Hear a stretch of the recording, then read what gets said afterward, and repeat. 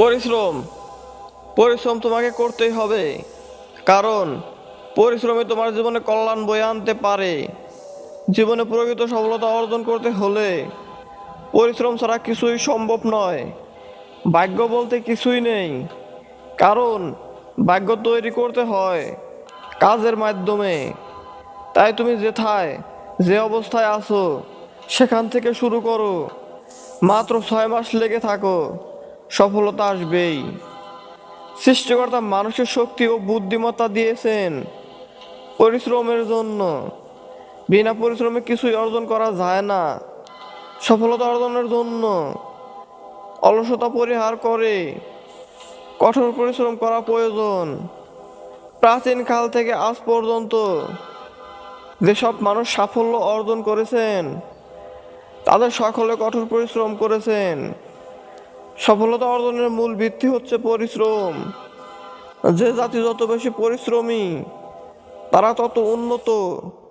মেধা থাকা সত্ত্বেও কাজ না করলে দুর্ভাগ্য জীবনকে ঘিরে ধরে। যদি আমরা একজন ভালো ক্রিকেটার হতে চাই তবে মাঠে অনুশীলন করতে হবে। ঘরে বসে স্বপ্ন দেখলে কিছুই হবে না। জীবনের প্রতিটি ক্ষেত্রে সফল হতে হলে শ্রম ও সাধনা ছাড়া বিকল্প পথ নেই।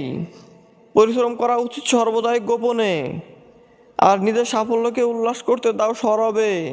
হতাশা হয়ে সব কিছু ছেড়ে দেবেন না, মনে রাখবেন এবং সর্বদা নিজেকে সত্যটি মনে করাবেন যে পরিশ্রম সর্বদাই তার প্রতিদান দেয়।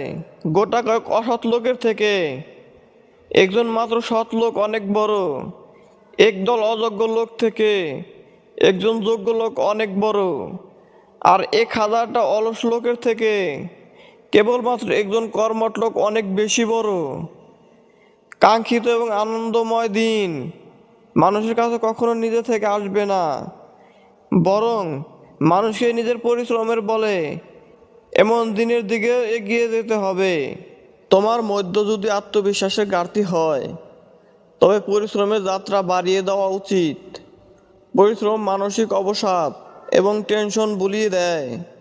তাই পরিস্থিতি যত খারাপ হোক না কেন পরিশ্রম করা বন্ধ করবেন না। কঠোর পরিশ্রমী মানুষেরা প্রতিনিয়ত নিজেদের কঠোর পরিশ্রম নিয়ম শৃঙ্খলার মাঝখানে রাখে এবং বিনা কারণে সময় নষ্ট করেন না। তাদের দেখে অন্যরাও কাজ করার অনুপ্রেরণা পায়। সর্বশেষ যেটা বলি এটাই সত্য, মানুষ যখন কঠোর পরিশ্রম করে ভাগ্য তখন তার সহায় হবে।